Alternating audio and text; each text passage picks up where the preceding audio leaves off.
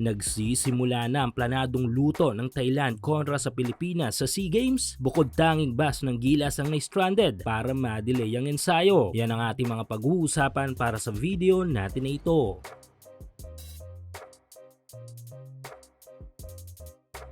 So isang araw na lang ay maggaganap na ang laban ng ating national team na Gilas Pilipinas para dito sa 33rd Southeast Asian Games, kung saan ay muli nating i-defend ang ating titulo bilang powerhouse team sa Southeast Asia. Medyo may pressure sa side natin this SEA Games, no? Dahil nga sa pinakaunang pagkakataon nalalaro tayo na walang tanga ng naturalized player at purong mga local lamang. Pero ang good side dito ay masusubok ang husay ng mga purong Pinoy na mga malalaro upang maipakita rin sa Southeast Asia na malakas pa rin tayo kahit walang import. Kaso mukhang hindi yon ang bagay na ikaka-worry natin this SEA Games dahil tila ramdam natin ang pagiging agresibo ng host team na Thailand na makuha ang ginto sa tournament na ito, na magiging ugat kung bakit gumagamit sila ng mga maruming estratehiya para lang pumabor sa kanila mga bagay-bagay sa paparating na mga laban. Ang una na nga dito ay ang pabago-bagong rules nila sa mga players lineup na naging cause ng matinding delay para sa mga participant country na makapag-produce ng kanilang lineup na ipapadala. Tayo nga nakailang palit ng lineups ang SBP, hindi ba? Na nauwi din sa rush na pagkuha ng ilang mga malalaro. Malaking bagay ang maagang preparasyon para sa isang team this tournament. Kaya naman malaking abala talaga ito sa Gilas.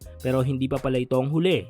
Dahil kahapon lang ay another dirty tactics na naman ang ginawa ng Thailand na even ang mga players natin ay talagang naramdaman. Ito nga yung pagkakaroon ng biglang aberya ng bus na sinasakyan ng Gilas squad. 30 minutes in.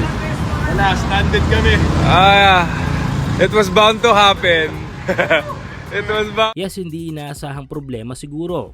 Pero kung iisipin bakit sa dami ng mga bus ng mga athletes ay yung sa Gilas lang nagkaroon ng aberya. Ayon kay Ray Parks ay 30 minutes na silang stranded sa point na ito. Even si third day ramdam din na may matinding balak ang host team, kaya binilangan na niya ito agad ng strike 1. Na kung iisiping mabuti ay strike 2 na ito, hindi ba? Well, anong cost nito? Yes, para i-delay ang dapat pahinga at ensayo ng Gilas squad. Importante kasi na makapagpahinga mga players mula sa biyahe at maagang maisaayos pa o mapulidong ilang mga plays na gagamitin. Kung sa 5-on-5 ay ongoing pa lang ang plano ng mga Thai, sa 3-on-3 basketball tournament ay naisakatuparan na dahil nito lang ay nakuha ng Thailand ang gintong medalya dito. Tinalo ng Thailand ang Singapore sa finals sa final score na 21-18. Habang na-upset naman tayo ng Singapore bago ito ng isang puntos lamang sa final score na 21-20. Kaya ngayon tangan ng Thailand ang mataas na confidence upang i-execute ang mga bagay na pinaplano nila para naman sa 5-on-5 men's basketball game.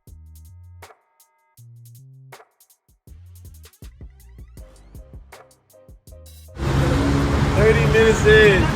Wala, stranded kami. It was bound to happen.